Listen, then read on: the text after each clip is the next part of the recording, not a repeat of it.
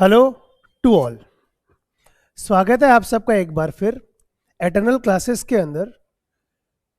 क्या पढ़ रहे हैं बेटा अपन? We are studying class 10th economics chapter number 3 money and credit. इस चैप्टर के बारे में हम अब तक एक क्लास के अंदर कुछ चीजें पढ़ चुके हैं। आइए कंटिन्यू करते हैं बेटा उसी क्लास को हम। तो देखिए हमारा आज का टॉपिक क्या है। आज का टॉपिक है हमारा कि लोन एक्टिविटीज ऑफ बैंक्स। हमने इससे पहले वाली जो क्लास में एक छोटा सा लास्ट में जो पॉइंट डिस्कस किया था वो ये किया था कि बैंक्स क्या करते हैं, बैंक्स का मेन वर्क क्या है। बैंक्स का मेन वर्क क्या है कि देखो कुछ ऐसे लोग हैं जिनके पास एक्स्ट्रा पैसा है, जिनके पास एक्स्ट्रा पैसा है, सरप्लस मनी है जिनके पास। उन्होंने कुछ इनकम अर्न की, उस इनकम में से उन्होंने अपना एक्सपेंडिचर किया, एक्सपेंडिचर करके उन्होंने कुछ पैसा एज अ सेविंग उन्होंने अपना बचाया।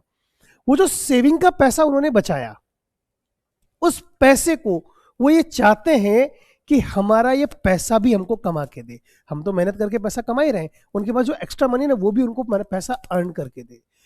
एक सेक्शन हो गया हु हैव सरप्लस मनी। दूसरा सेक्शन कौन है? जिनको पैसे की नीड है, who are in the need of money. अब क्या है कि ये दोनों लोग एक दूसरे को नहीं जानते हैं ना, जिनके पास एक्स्ट्रा पैसा है और जिनको पैसे की नीड है, ये दोनों लोग एक दूसरे को नहीं जानते हैं। क्या नहीं करते हैं लोग? ये दोनों एक दूसरे को नहीं जानते हैं।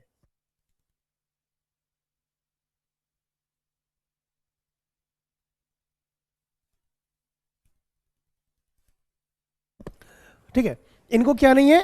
पैसे की, मतलब ये दोनों एक लोग एक दूसरे को नहीं जानते। तो इनके बीच में एज ए मीडिएटर कौन काम करता है? इनके बीच में एज ए मीडिएटर काम करता है कौन? बैंक। तो यही बैंक की क्या कहलाती है बेटा? लोन एक्टिविटी कहलाती है। That is known as loan activity of banks. देखो क्या है, बैंक के दो मेन काम है।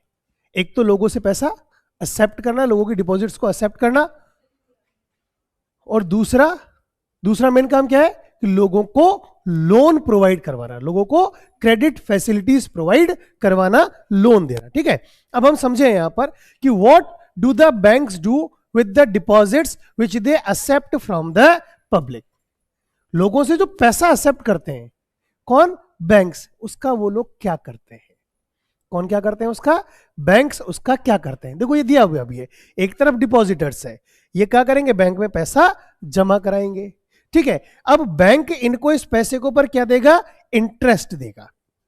बैंक इस पैसे को क्या करेगा? जो लोग लोन देते हैं, उधार लेने वाले, उनको ये बैंक दे देगा और बैंक इनसे इंटरेस्ट चार्ज करेगा। तो यहां पर बैंक इनसे इंटरेस्ट चार्ज कर रहा है, जो लोग बैंक से उधार ले रहे हैं, और जिन्होंने बैंक में पैसा जमा करा रखा है उन लोगों को बैंक क्या दे रहा है? इंटरेस्ट पे कर रहा है। तो फायदा क्या हुआ फिर बैंक को? इधर से बैंक ब्याज ले रहा है, इधर दे रहा है, तो बैंक को क्या मिला? फर्क है। क्या फर्क है कि बैंक इनसे जो इंटरेस्ट चार्ज करता है वो ऑलमोस्ट 11% चार्ज करता है ऑन एन एवरेज बेसिस, और जो बैंक इंटरेस्ट पे करता है वो ऑलमोस्ट 4% इंटरेस्ट पे करता है ऑन एन एवरेज बेसिस। ये जो डिफरेंस है, कौन सा डिफरेंस? 7% का। ये डिफरेंस क्या है बेटा? बैंक का प्रॉफिट है। That difference is the profit of the bank. यही डिफरेंस क्या है बेटा?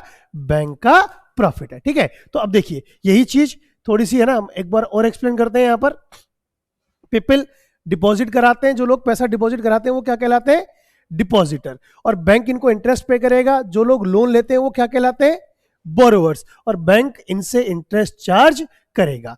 इसके अलावा एक और इंपॉर्टेंट चीज, अब बात ये समझना, फॉर एग्जाम्पल हम बात करें, ध्यान से समझना। चलिए, एक है ए, एक व्यक्ति है बी, और एक व्यक्ति है सी, और एक व्यक्ति है डी। ये चारों लोग कहां जाते हैं?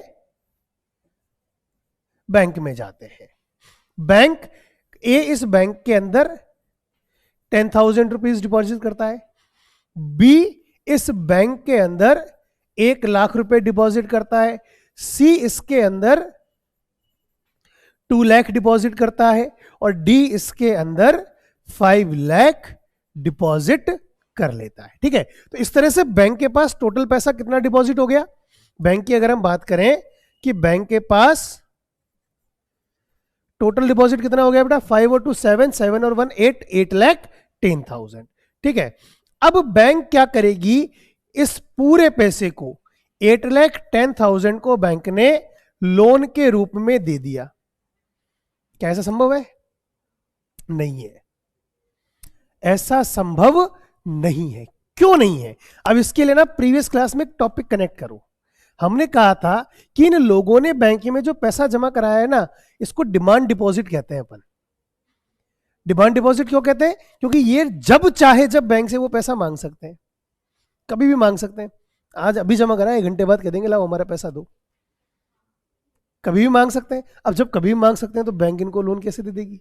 क्यों? क्योंकि बैंक के पास 8,10,000 आए और 8,10,000 बैंक ने एज ए लोन के रूप में पे कर दिए, तो भैया फिर बैंक पैसा देगी कहां से? तो ना एक प्रोबेबिलिटी होती है, ये माना जाता है कि सबके सब ऐसे पैसा नहीं मांगते हैं। ये माना जाता है कि जिस आदमी ने पैसा जमा कराया ना, जितना टोटल है, इसका 10 और 20% रेशो ही हमसे हैंड टू हैंड पैसा मांग सकता है। तो इस 8,10,000 में से अराउंड अगर हम मान के चलें तो 1,60,000 बैंक अपने पास रखेगी। क्यों रखेगी? कि इनमें से कभी भी कोई भी मांगने आ गया तो इनको दे देंगे, और बचा हुआ पैसा, कितना पैसा बचेगा यहां पर? 6,50,000 बैंक, 8,10,000 नहीं, 6,50,000 बैंक एज ए लोन दे देगी। बात समझ में आई ना? तो यहीं पर हमने यही लाइन लिखी है। क्या लिखा है बेटा? कि bank keeps only a small proportion, छोटा सा proportion of their deposits as cash with themselves. क्यों भाई? ऐसा क्यों? बैंक क्यों करती है ऐसा? बैंक अपने पास ये small proportion as a saving क्यों रखती है? कोई तो कारण होगा उसके पीछे। क्या कारण है?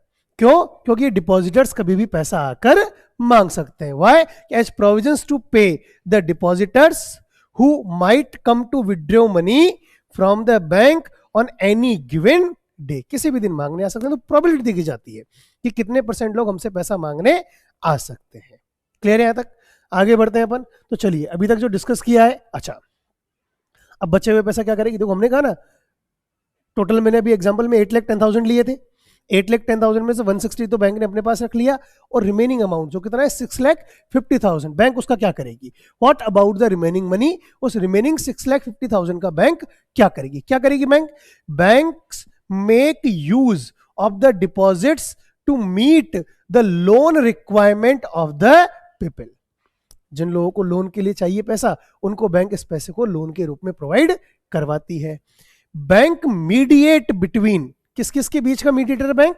People who have surplus money और people who need of money.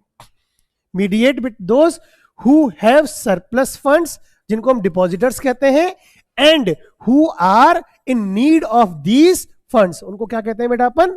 Borrowers. Clear? देखिए, बैंक चार्ज है हायर इंटरेस्ट रेट, मैंने अभी बताया था। क्या करती है? जिनको लोन दिया है बैंक ने, जो बोरोवर्स है, उनसे हाई इंटरेस्ट रेट चार्ज करती है, और डिपॉजिटर्स को लो इंटरेस्ट रेट पे करती है on loans then what they offer on deposits. Depositors को जो इंटरेस्ट रेट बैंक पे करती है ना, उससे ज्यादा चार्ज करती है। किससे? बोरोवर्स से।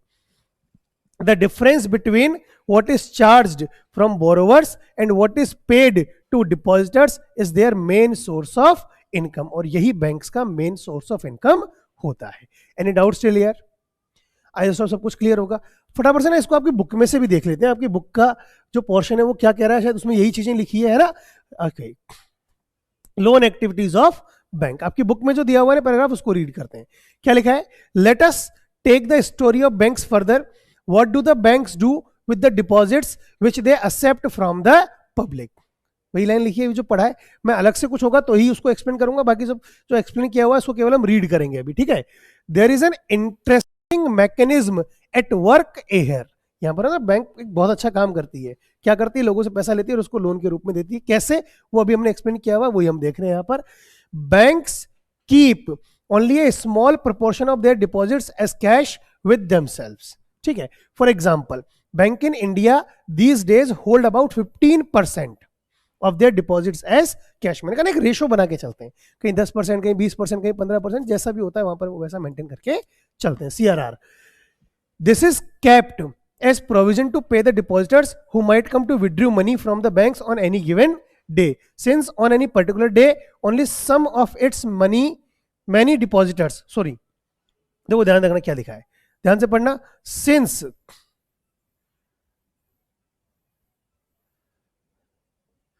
on any particular day only some of its many depositors come to withdraw cash, कुछ ही लोग आते हैं पैसा विड्रॉ करने के लिए, सब नहीं आते हैं। So the bank is able to manage with this cash, तो जो स्मॉल प्रोपोर्शन रखा है ना उससे बैंक मैनेज कर लेगी उनको पेमेंट करने के लिए। Banks uses the major proportion of the deposits to the extended loans, loan देने में उसको ज्यादा से ज्यादा पैसे वो काम में लेते हैं।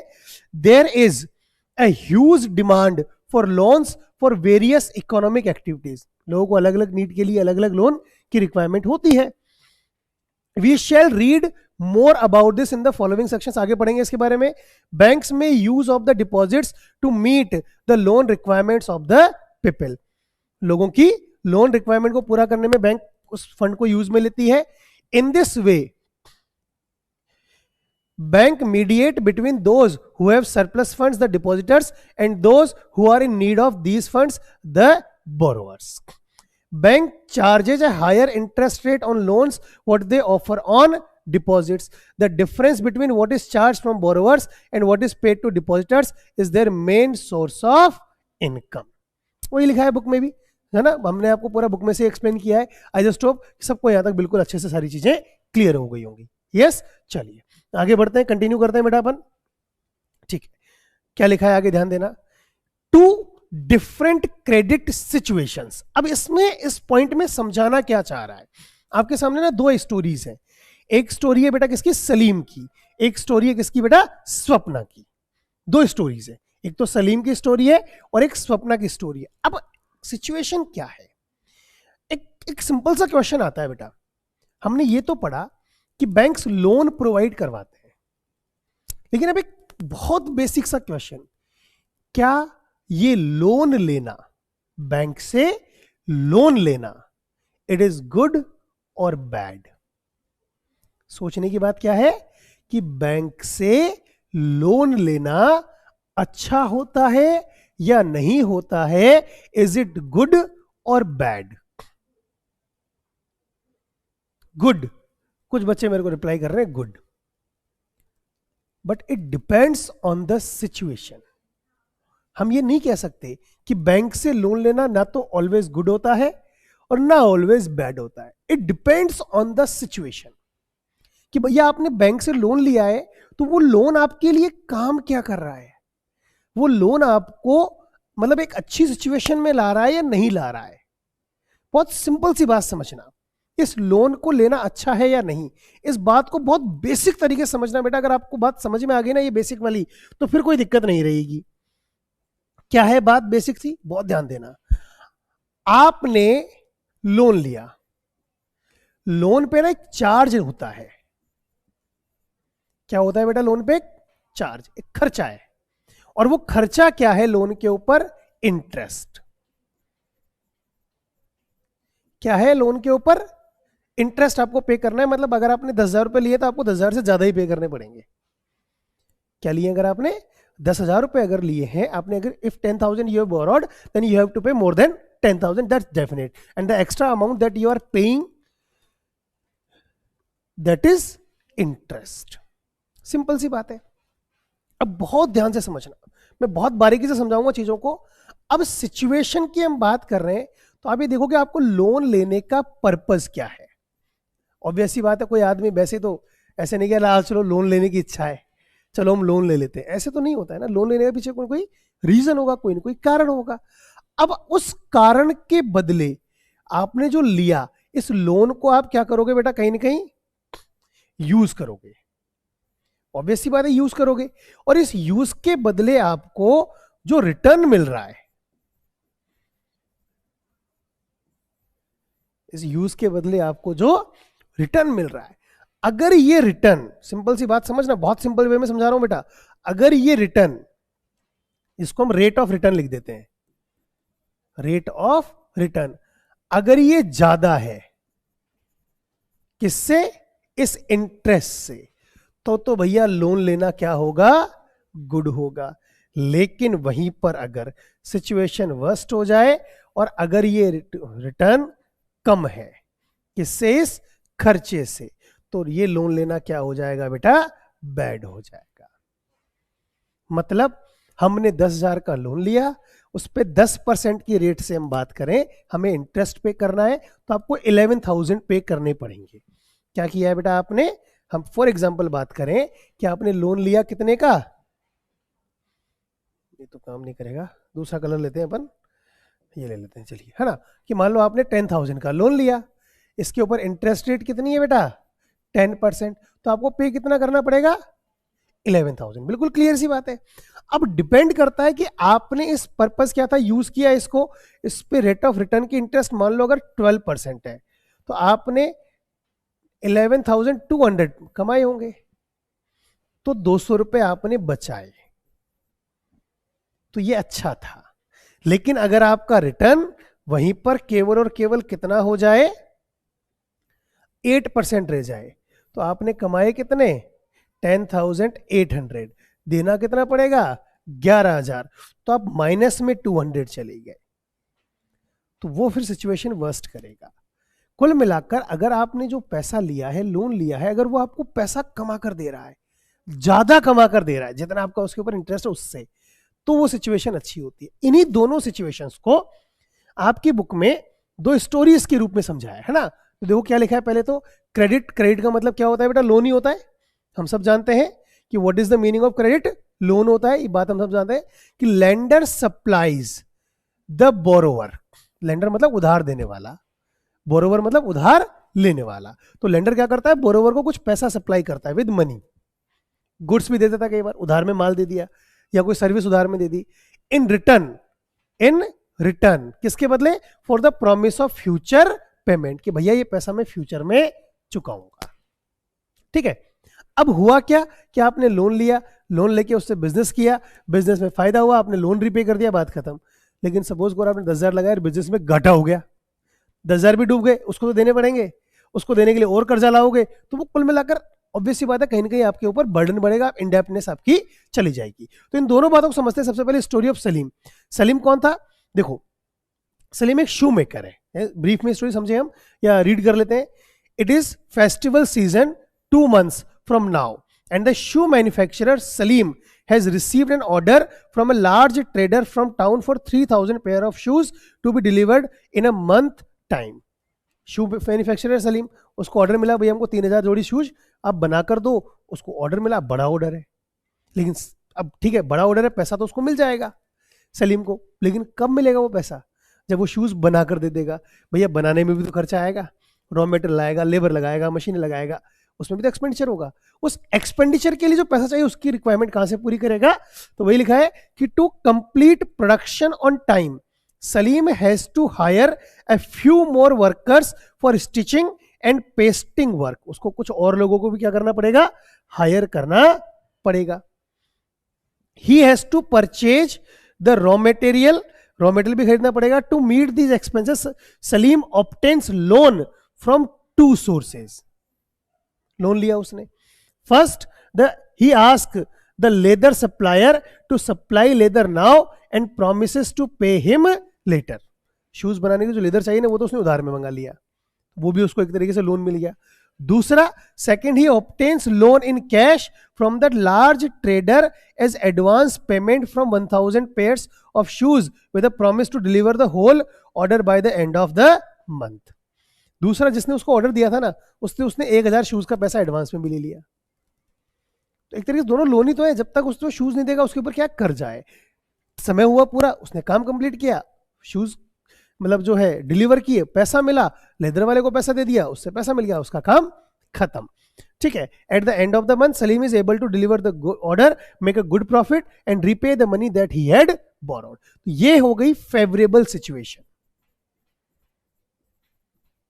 क्या हो गई बेटा, ये फेवरेबल सिचुएशन। अब हम बात करेंगे स्वप्ना की स्टोरी, जिसके सामने सिचुएशन कैसी रहने वाली है, अनफेवरेबल सिचुएशन। इसकी सिचुएशन कैसी होने वाली है? अनफेवरेबल। कैसे? Swapna, a small farmer grows groundnut on her 3 एकड़ ऑफ लैंड। बहुत छोटी सी जमीन है जिसके ऊपर ग्राउंडनट की वो खेती करती है। She takes a loan from the money lender to meet expenses of cultivation. उसने लोन लिया, खेती करने का लोन लिया, किस उम्मीद में कि मेरी खेती होगी, प्रोडक्शन होगा, उस फसल को मैं बाजार में बेचूंगी, पैसा आएगा, उससे मैं इसका पैसा कर्जा चुका दूंगी। ठीक है भैया, मनी लेंडर से उसने वो कर्जा भी ले लिया, बात खत्म यहां तक। आगे, hoping that her harvest would help repay the loan, कि वो जो फसल होगी ना उससे वो चुका देगी। Midway through the season the crop is hit by paste and the crop fails. लेकिन आधी फसल थी, कीड़े लग गए, बीमारी लग गई, डिजीज लग गई, फसल खराब हो गई। अब बेचेगी क्या? कर्जा तो एज इट इज है, लोन तो ले लिया पे करने के लिए, जिस हार्वेस्ट से उम्मीद थी, यहां पर भी इसको इस शूज के ऑर्डर से उम्मीद थी ना, अगर ये शूज टाइम पर डिलीवर नहीं करता तो इसकी भी स्थिति खराब हो जाती। लेकिन ये कर पाया और ये पर्पस जो है ना, वो पर्पस यहां पर कंप्लीट हुआ, यहां पर कंप्लीट नहीं हुआ है।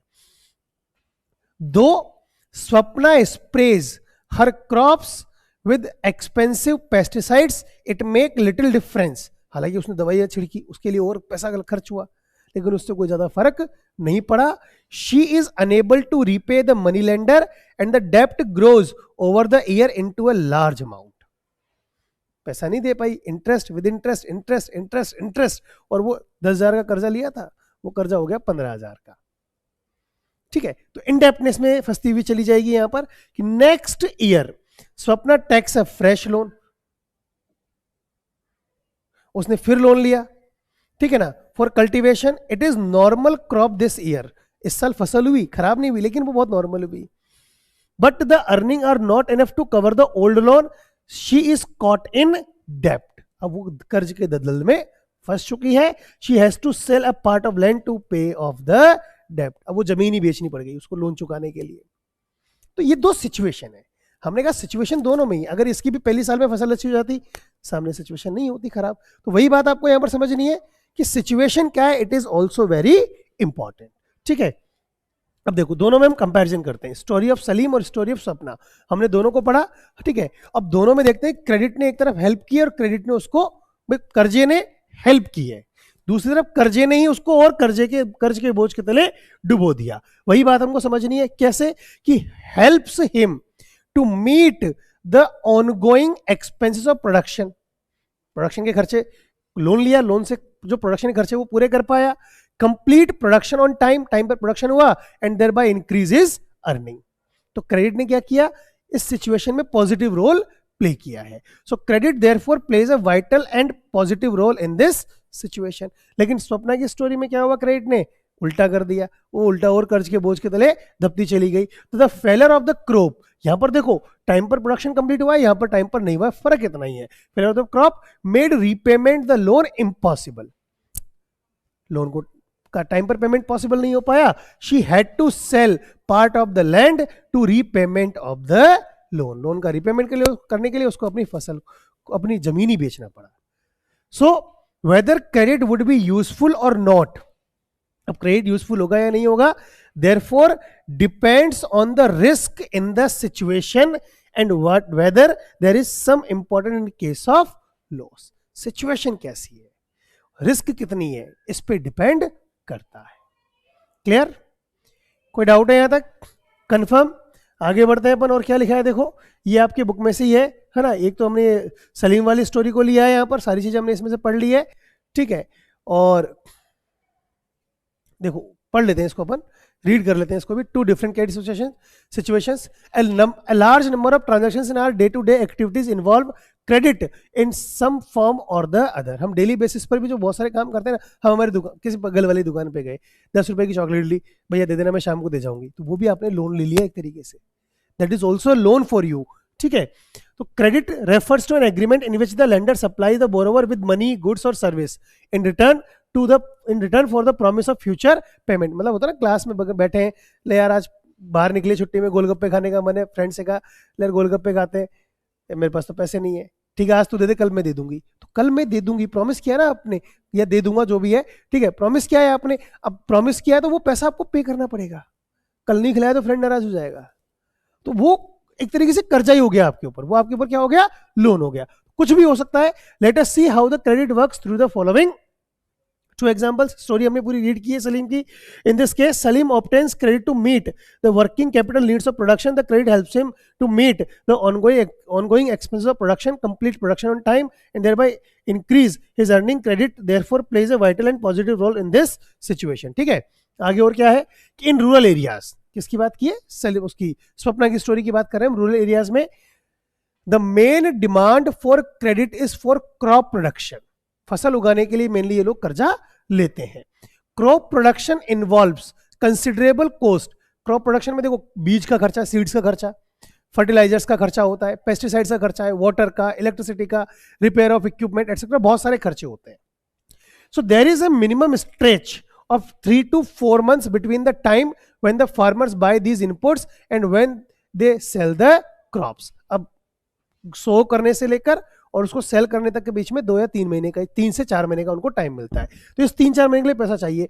Farmers usually take crop loans at the beginning of the season and repay the loan after the harvest. शुरू में लोन लेते हैं, बाद में उसको पे कर देते हैं। तो repayment of loan is crucially dependent on the income from farming. ठीक है, स्वप्ना का केस हम पढ़ रहे हैं यहां पर कि इन स्वप्ना's case the failure of the crop made loan repayment impossible. She had to sell part of the land to repay the loan. Credit instead of helping Swapna improves her earning. Credit ने उसकी help नहीं की, उसकी earning को नहीं बढ़ाया, instead मतलब इसके अलावा लेफ्ट हर वर्स ऑफ, उसकी सिचुएशन और खराब कर दी। This is an example of what is commonly called डेब्ट ट्रैप। इसी को क्या कहते हैं हम, डेब्ट ट्रैप, कर्ज के जाल में फंस जाना। आगे देखिए, credit in this case pushes the borrower. अच्छा, डेब्ट ट्रैप का मीनिंग है ये। डेब्ट ट्रैप का मतलब क्या होता है बेटा कि डेब्ट ट्रैप के अंदर कि credit in this case pushes the borrower into a situation from where recovery is very painful. वहां से ना रिकवरी बड़ी मुश्किल होती है, आदमी वो कर्ज के जाल में फंसता हुआ ही चला जाता है। आगे बात करते हैं। In situation credit helps to increase earning and therefore the person is better than before. पहली सिचुएशन में क्रेडिट ने अर्निंग बढ़ाने में हेल्प की तो आदमी पहले से अच्छी सिचुएशन में आ गया। But in another situation because of crop failure credit pushes the person into a डेब्ट ट्रैप।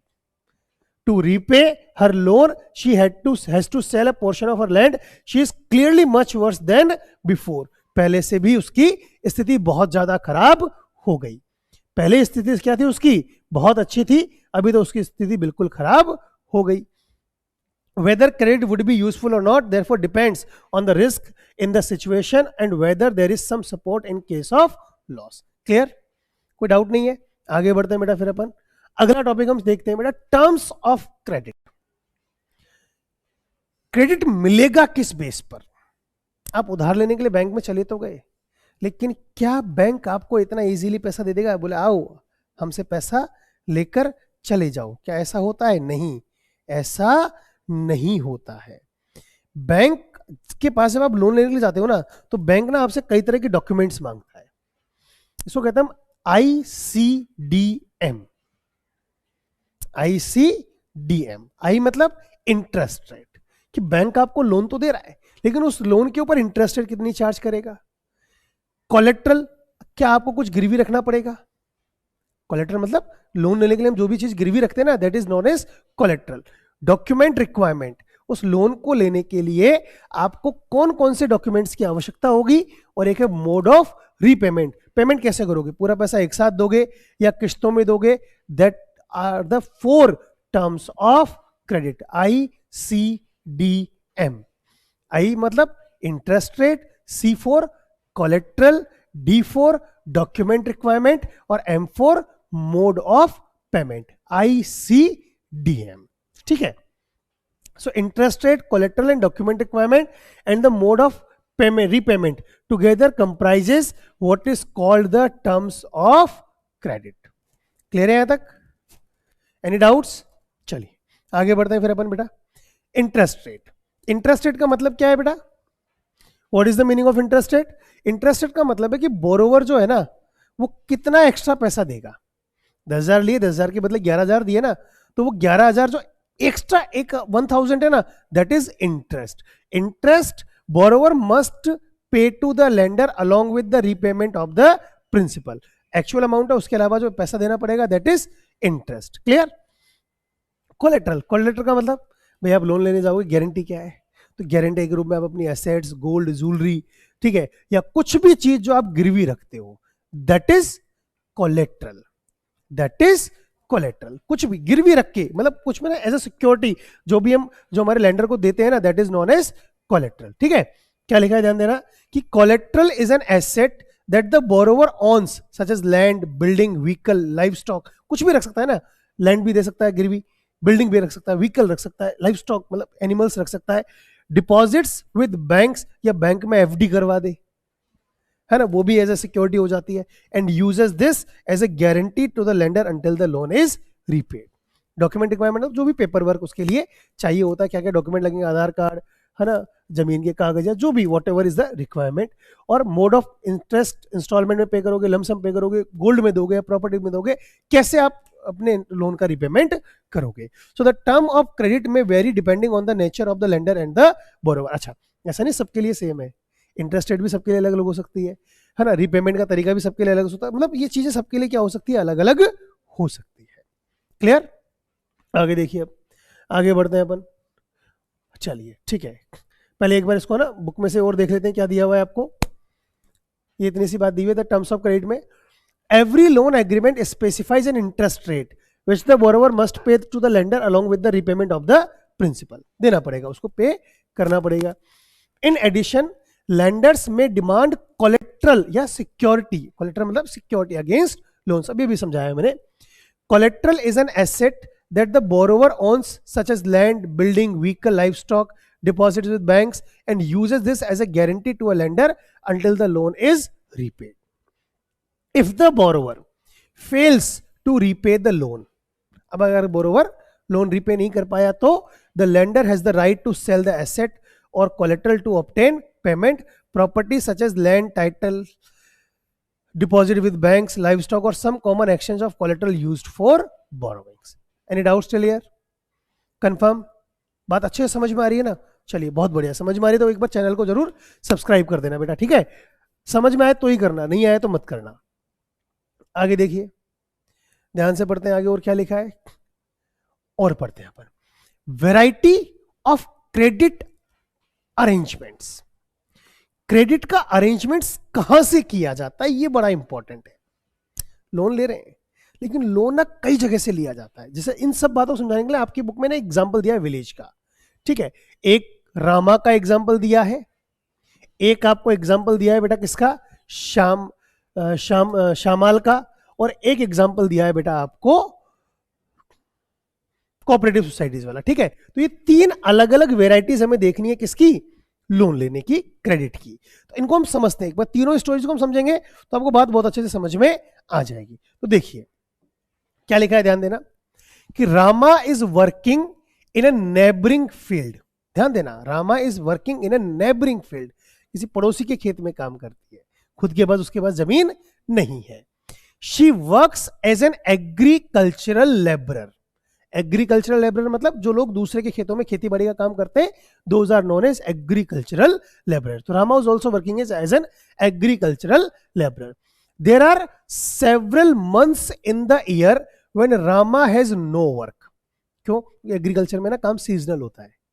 हार्वेस्टिंग के टाइम काम मिल जाएगा, सोइंग के टाइम मिल जाएगा, वाटरिंग के, इरिगेशन के टाइम मिल जाएगा. बाकी जब क्रॉप अपने आप बढ़ रही है उस समय कोई काम नहीं होता है, तो उनको उस समय काम नहीं मिलता है. And needs credit to meet the daily expenses. अब उसको लेते हो ना, काम नहीं है, इनकम नहीं है, तो खर्चे भी नहीं है, भूख लगेगी, खाना भी खाएंगे, कपड़े पहनेंगे, सब काम करेंगे, तो उसके लिए पैसा तो चाहिए. तो उस पैसे का अरेंजमेंट वो कहां से करती है, लोन लेके. एक्सपेंसेस ऑन सडन इलनेस, अचानक से कोई बीमार हो जाए, और functions in the family, family में कोई फंक्शन हो जाए, are also met through loans. इनके भी लोन के through. Rama has to depend on her employer. जिसके यहां काम करती है ना उसी के ऊपर डिपेंड है, क्योंकि जाती है पैसे पड़ते उससे मांग लेती है. अब एम्प्लॉयर ना इस चीज में एक्सप्लॉइट करना शुरू कर देता है क्या करता है एम्प्लॉयर इस केस में? एक्सप्लॉइट करना शुरू कर देता है।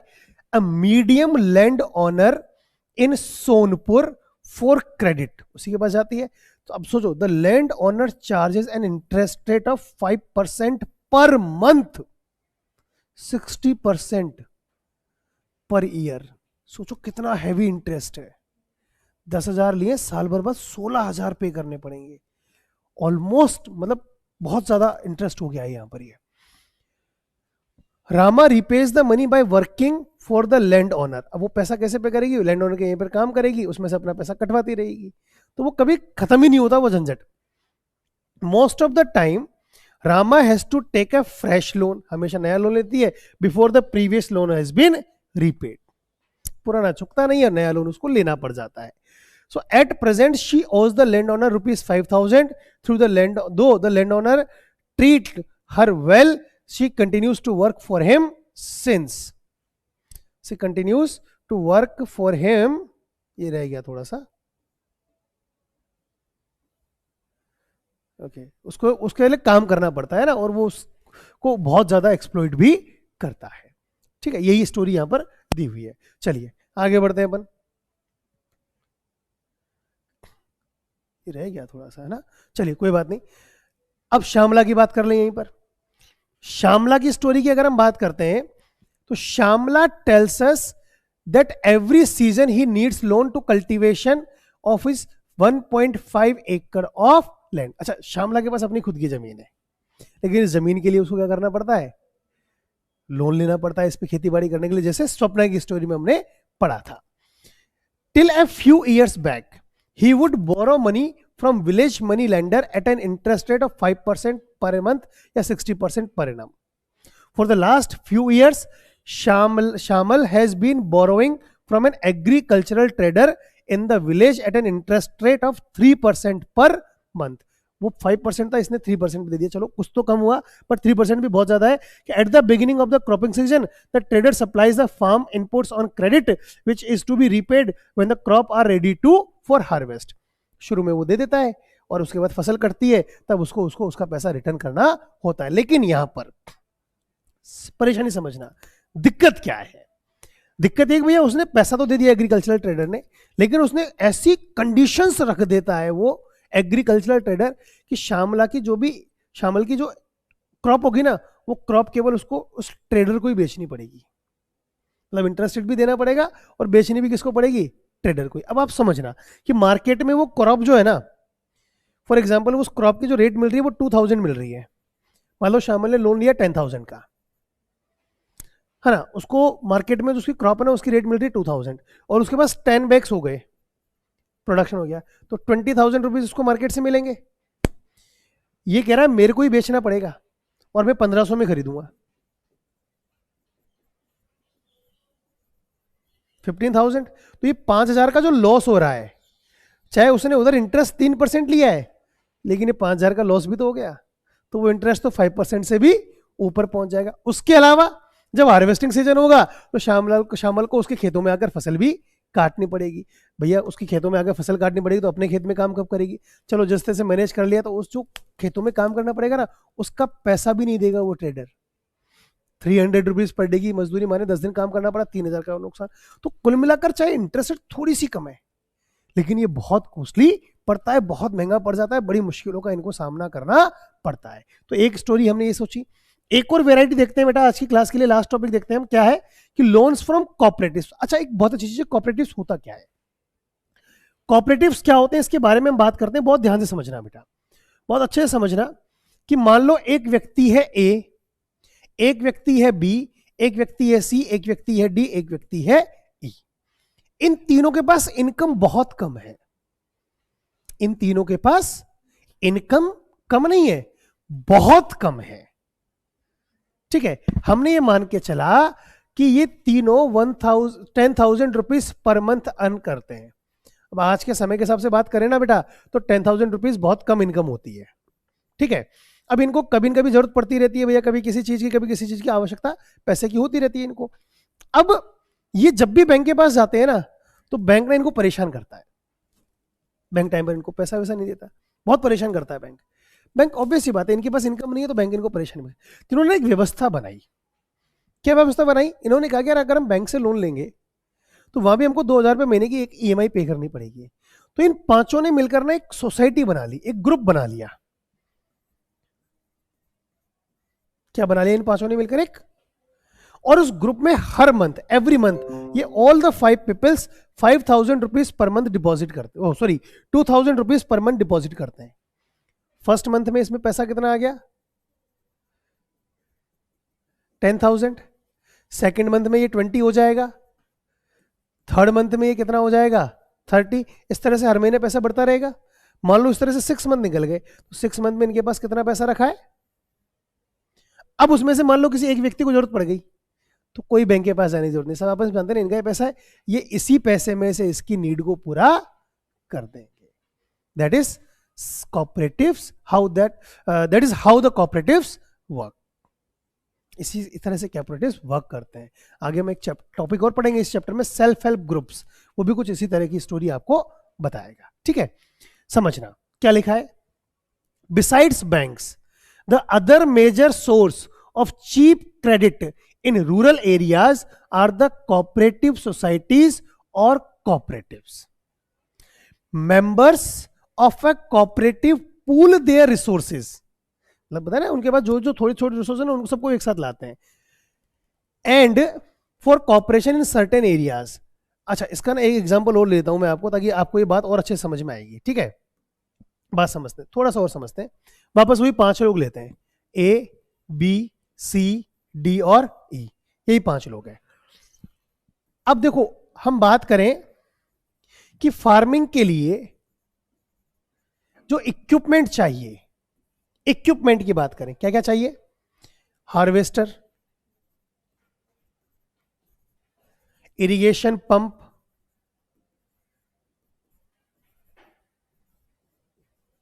ट्रैक्टर, 3 की बात कर लेते हैं अपन। ठीक है ना। अब पांचों के पांचों लोग अगर खेती कर रहे हैं, पांचों को ही चाहिए, 5 हार्वेस्टर, 5 इरिगेशन पंप, 5 ट्रैक्टर, 5 चाहिए ना सभी चीजें। लेकिन इन तीनों ने क्या किया, इतना इनके पास पैसा नहीं है। इन्होंने कुछ व्यवस्था ऐसी बनाई, जैसे ट्रैक्टर महंगा आता है तो ए और बी ने मिलकर ट्रैक्टर खरीद लिया। हार्वेस्टर भी महंगा आता है, सी और डी ने मिलकर हार्वेस्टर खरीद लिया, और ई ने इरिगेशन पंप खरीद लिया। अब ये हार्वेस्टर 5 यूज कर लेंगे, ट्रैक्टर 5 यूज कर लेंगे, इरिगेशन पंप भी all the 5 will use. Simple सी बात है, मतलब इनके पास जो रिसोर्सेज है ना, इन्होंने उनको पूल कर लिया। और तरीका इन्होंने मिलकर एक सोसाइटी बना ली, जिसके पास जितना पैसा इन्होंने दे दिया, और पैसा देकर सोसाइटी ने इन सबको खरीद लिया, सोसाइटी सबको यूज करने के लिए दे रही है। तो कैसे भी ये काम करते हैं, वही लिखा है कि there are several types of cooperatives possible, such as farmers cooperatives, weavers cooperatives, weavers जो हाथ से कपड़ा बुनते हैं ना, वो भी ये काम कर लेते हैं, इंडस्ट्रियल वर्कर्स कोऑपरेटिव एटसेट्रा, जैसे कृषक cooperative function in a village not very far away from Sonpur. It has 2,300 farmers as members. It accepts deposits from its members. मैंने बताया ना, मेंबर से पैसा लेते हैं। With these deposits as collateral, the cooperatives has obtained a large loan from the bank. अच्छा, एक benefit ये और होता है, इनको बैंक से भी बहुत सारे लोग मिल गए ना, सबकी गारंटी हो गई, तो बैंक इन कॉपरेटिव्स को भी अच्छा पैसा लोन के रूप में देता है।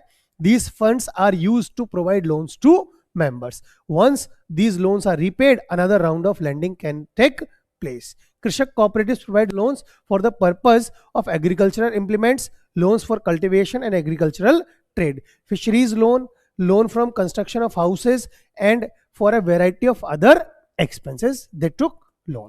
तो आई जस्ट होप आपको आज की सारी बातें समझ में आई होंगी। बाकी बातें हम नेक्स्ट क्लास में डिस्कस करेंगे। तब तक जिनको ये सारी क्लास ये क्लास आज की क्लास बहुत अच्छे समझ में आई है, वो हमारी ऐप भी डाउनलोड कर सकते हैं बेटा, जो आपके स्क्रीन के ऊपर चल रहा है यहाँ पर, एटर्नल क्लासेस के नाम से प्ले स्टोर पे ऐप है। वीडियो को लाइक कर दें और चैनल को सब्सक्राइब कर दें। Till then, thank you class, we will meet soon in the next class. Thank you class.